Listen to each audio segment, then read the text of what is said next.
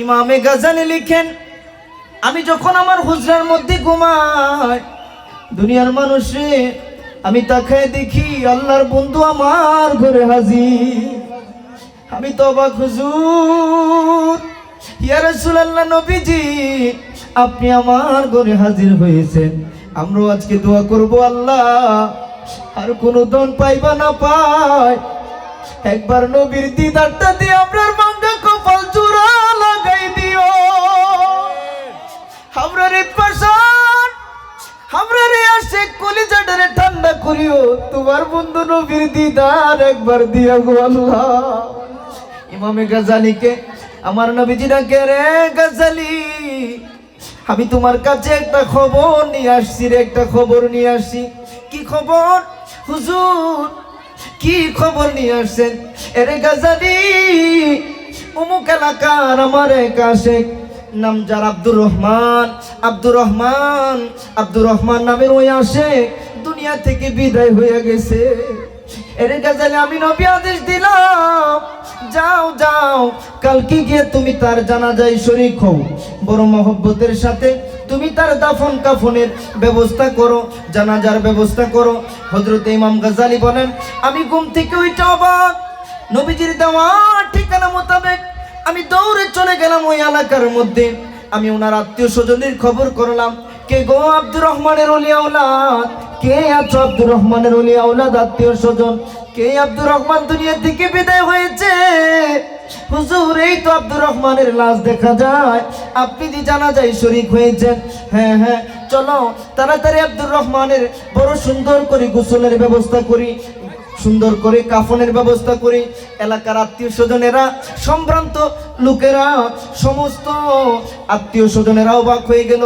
হুজুর, আপনি এখনকার এত বড় একজন আলেম, আপনাকে দাওয়াত দিয়েও পাওয়া যায় না, আর আজকে আপনি কেমন করে আব্দুর রহমানের জানাজার মধ্যে চলে আসলেন?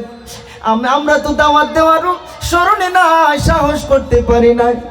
ইমামে গাজালিকে দিয়ে বলেন, আরে আব্দুর রহমানের ওলি আওলাদ, তোমরা দাওয়াত দিতে ভুলে যাইতে পারো রে। আব্দুর রহমান দুনিয়াতে এমন কাজ কইরা গেছে, এমন প্রেমের রশি বান্ধা গেছে, স্বয়ং আমার দয়াল নবী আইসা আব্দুর রহমানের খবর আমার কাছে দিয়া গেছে। আমার নবী আমাকে খবর দিয়েছে, আমার নবী আমাকে দাওয়াত দিতে বলেছে। আমি চলে আসছি। আব্দুর রহমানের পরিবার কে আছো? আব্দুর রহমানের, হুজুর, ওনার পরিবারের তো ওনার একজন বিবি আছে, আর কোনো আত্মীয় স্বজন ওলি আওলাদ কারা আছে আমরা তো চিনি না। বলে ঠিক আছে, পর্দার সাথে ওনার বিবির সাথে আমাকে কথা বলার ব্যবস্থা করে দাও। আমি একটু জানতে চাই আব্দুর রহমান কি আমল করেছে যার কারণে আমার নবী আইসা হাজির হয়ে গেছে। পর্দার সাথে ব্যবস্থা করে দেওয়া হলো।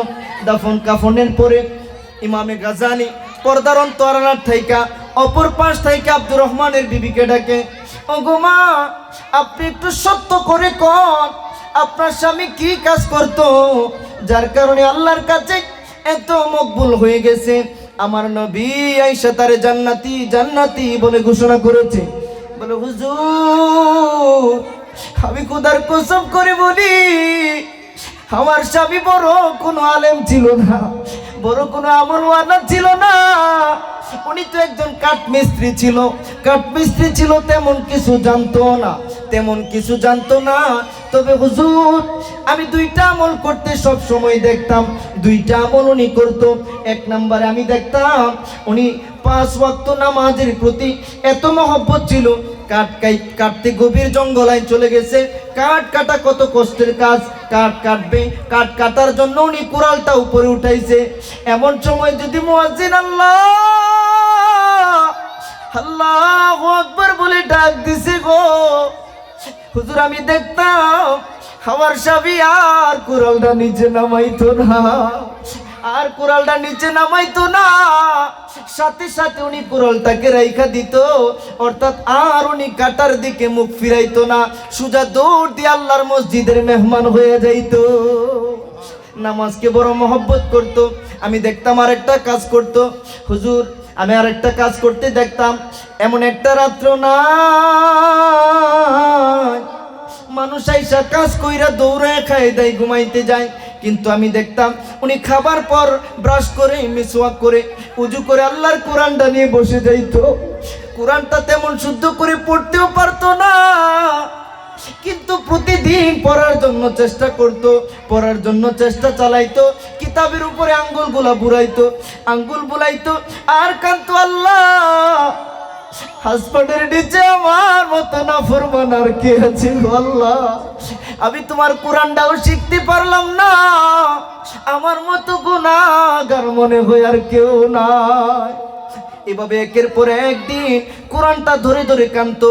ইমামে গাজালি বলেন, আমার আর বুঝতে বাকি নাই, মান জাদ্দা ওয়াজাদা কামা তাদিনু তুদান, যে চেষ্টা করে সে পায়, যেমন কর্ম তেমন ফল। তোমার স্বামী কোরআনকে মহব্বত করেছে, নামাজকে মহব্বত করেছে, মুস্তাফা নবীকে মহব্বত করেছে গো, এজন্য জিন্দা নবী আর মদিনায় থাকেন না। তোমার স্বামী দুনিয়া থেকে বিদায় হওয়ার সাথে সাথে আমাকে স্বপ্ন যুগে আইসা তোমার স্বামী জান্নাতি বলে ঘোষণা করে গেছে। আল্লাহ আমাদেরকেও ওই রকম ভাবে নবীর প্রেম নিয়ে নবীর দেওয়া উপহারগুলো গ্রহণ করার মতো তৌফিক দান করুন, আমিন।